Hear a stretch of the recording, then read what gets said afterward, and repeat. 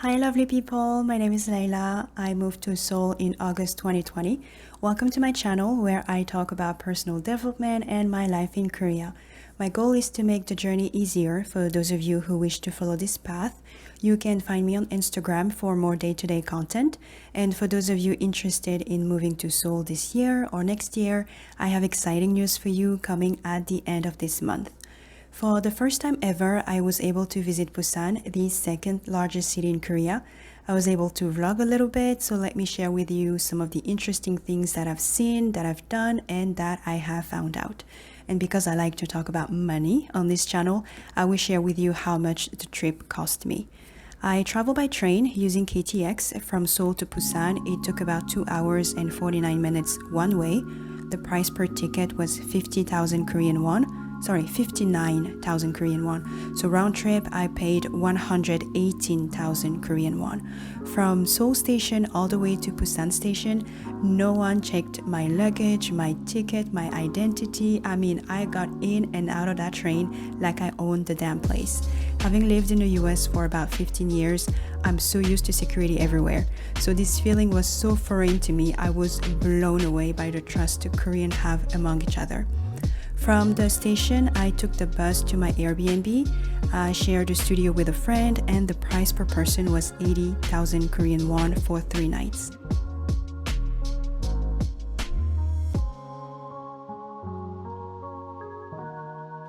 The place was clean and cozy. The location was walking distance from Hyundai Beach.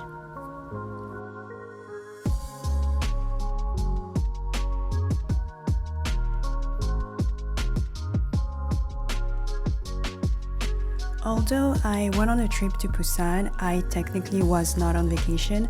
I still had work to do and I still had classes to attend and also do my homework. So it was a bit of a hassle to juggle everything, but I was just happy to visit the city for the very first time.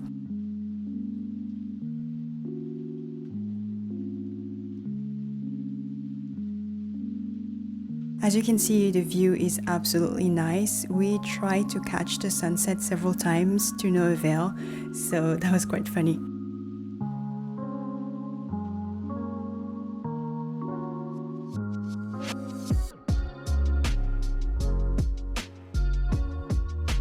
Anytime is a convenience store I've only seen in Busan. I haven't seen that in Seoul, so that was very interesting to me.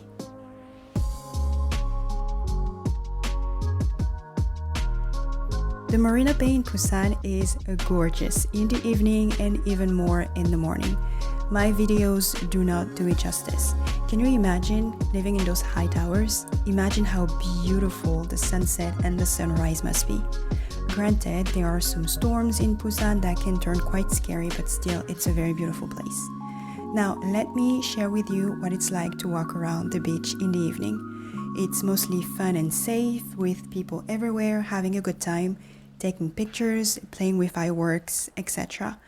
And personally, I think there's something absolutely soothing about the smell and the sound of the ocean, so having access to that so easily must be a great advantage to whoever lives in Busan.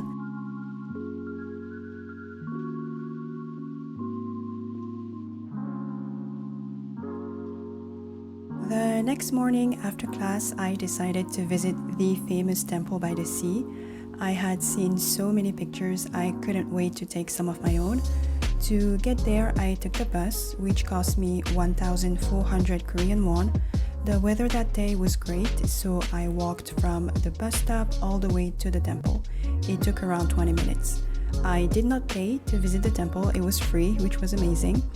Visiting this place during the pandemic has its advantages. I went on a Friday afternoon, and the place wasn't crowded at all. I was able to walk around, take my time, and snap pictures without any hassle.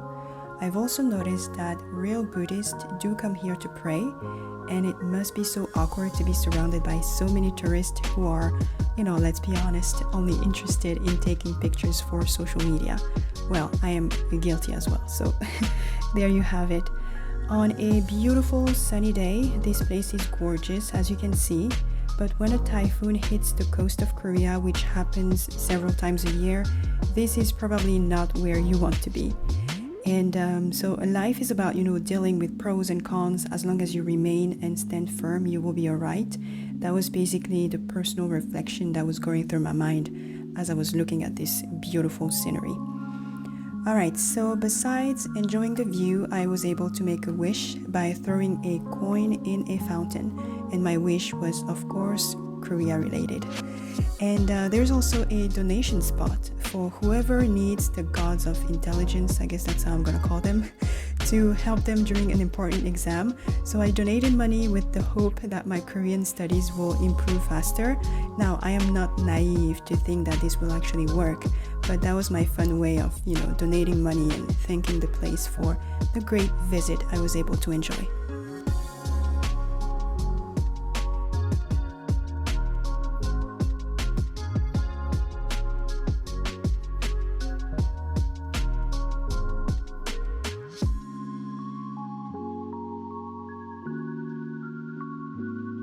Let's leave the mountain and go back to the beach. This one is Hyundai Beach. I saw some surfing going on and felt like I was in a very small town in California.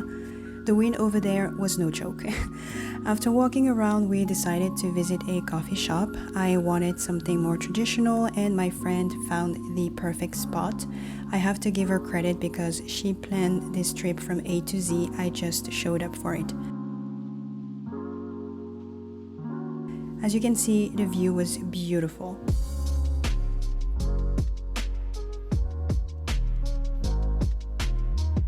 The inside offers a minimalist and semi-traditional decor, and let me show you what we ordered. Inside the bowl is a cold drink called hobaksige. It's made out of pumpkin. It is refreshing and super tasty. I thought I wasn't a rice cake fan, but the truth is the only rice cakes I ate were bought in supermarkets. They pale in comparison with those made in this coffee shop. So delicious, I wish we had ordered more. If you wish to enjoy the Busan coastline comfortably, I would recommend this train ride. It took us less than 20 minutes. While you enjoy this gorgeous view, let me tell you the first thing I noticed when I arrived in Busan. Compared to Seoul, there aren't many luxurious cars in Busan. You might think this is a random statement, but hear me out. One thing that surprised me when I moved to Seoul was the sheer number of luxurious cars you can count on both hands within 20 seconds. It's insane. So either people are rich or people are trying to keep up appearances. Most often than not, those driving those cars can't really afford it.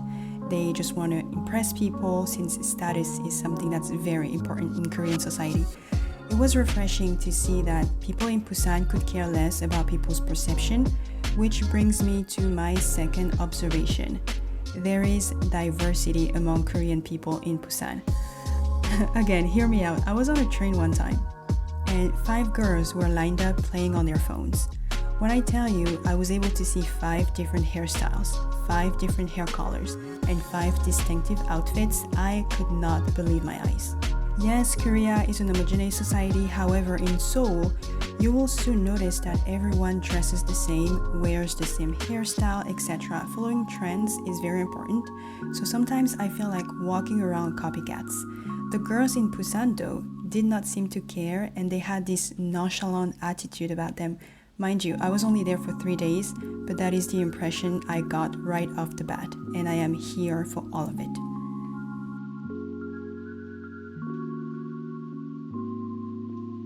The rest of the evening was pretty chill. We met other friends for dinner, went back to our Airbnb, and spent the evening talking about life and boys.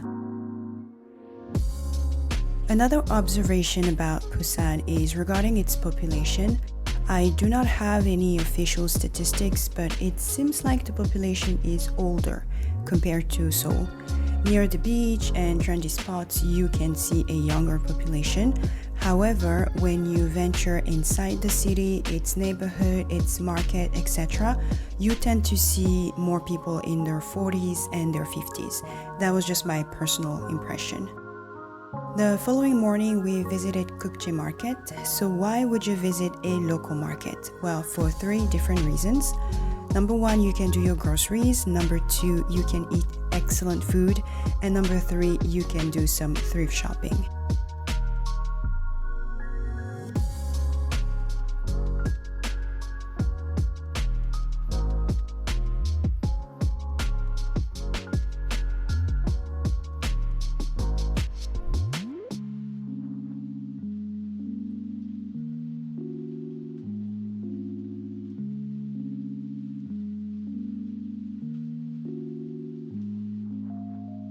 For our final full day in Busan, we decided to catch the sunset and ensued a series of events that were just hilarious, and I am glad I have videos to rewatch and laugh.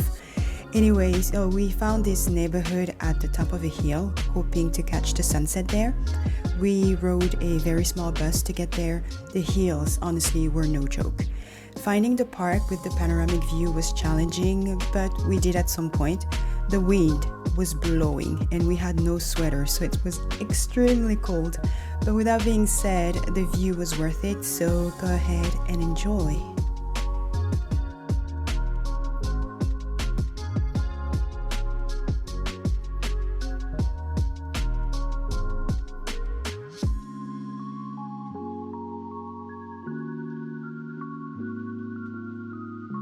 Busan is a very nice city I would definitely recommend. On my way back to Seoul, I did not know it yet, but my wallet was missing in action. When I arrived at Seoul station, there is no telling you how freaked out I was. I went to the lost and found, I went back inside the train to double check, to no avail. So I will let you ponder how I got home without a penny to my name. You can share your assumption in the comment section. I would love to read it. Alright, so thank you for watching. I will talk to you in the next video. Until then, take care. Bye.